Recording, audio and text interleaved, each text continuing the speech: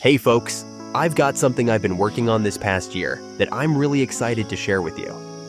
It's a monster deck building MMO that I've been quietly developing in my spare time.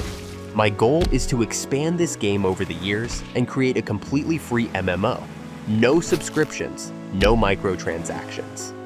I am covering the server costs, but if you want to support this project, you can head over to my Patreon page. The game features monster battles, fusion to create new creatures, deck customization, monster catching, and exploration. All with the possibility of hundreds, even up to 1,000 players on one server. It's been a labor of love, and I thought it'd be fun to take you through how it all came together.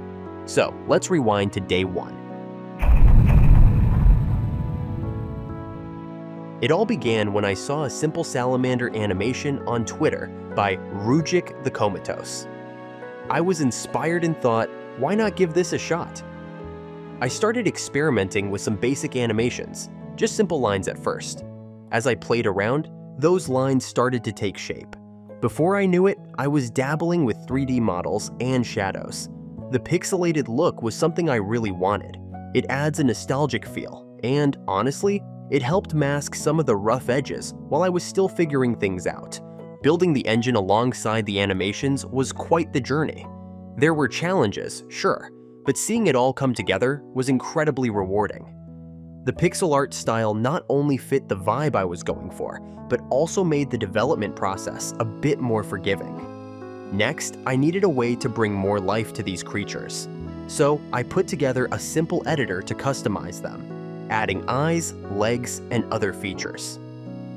It was a lot of fun tinkering with different combinations. Some of the results were interesting, to say the least. If you're curious about how this editor works, I'd be happy to dive deeper in another video. I also started experimenting with monster growth and evolution. Here's a little ant transforming from a larva into its adult form. It's pretty basic here, but this foundational code is still what's running in the game today. Up until this point, everything was happening on my own computer. To make it multiplayer, I needed to set up a server. Drawing inspiration from games like RuneScape, I made it so the server handles all the important stuff. So it basically simulates the entire game and simply sends you snapshots of the current state to render the game. This completely eliminates cheating since you don't actually have access to the actual game simulation. Your actions, like moving or attacking, are sent as requests to the server, which then processes them. It helps keep the game fair, but as a downside, there's a bit of delay because of this. But in this style of game, it's not really noticeable. Yeah, I know, there can still be bots like in RuneScape, but for that to happen, the game needs to be successful. So nothing I have to worry about for now.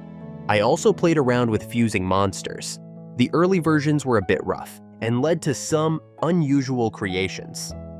Over time, I refined the algorithm to make the fusions more cohesive and interesting.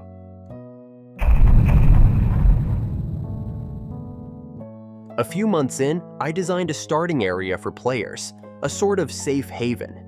Here, you can't be attacked, and you can do essential things like buying and selling items, fusing monsters, or taking on new challenges.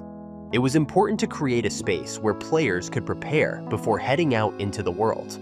To make the world feel more alive, I added a day and night cycle, as well as weather effects like rain. These elements also affect which monsters appear, adding another layer to exploration. The torches ended up looking a bit like fireworks at first.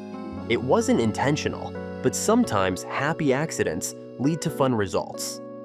Over the next few weeks, I focused on expanding the core gameplay. I added backpacks to increase inventory space, runes to modify monster stats, and basic looting mechanics. Interacting with NPCs became more fleshed out, and as a nod to my love for Pokemon, I included a monster codex. It keeps track of all the monsters you've encountered or caught.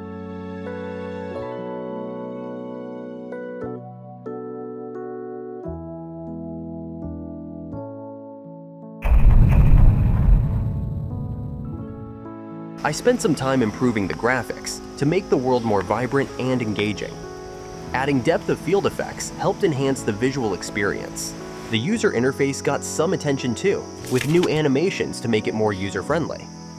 I also introduced crafting and various challenges to keep gameplay interesting.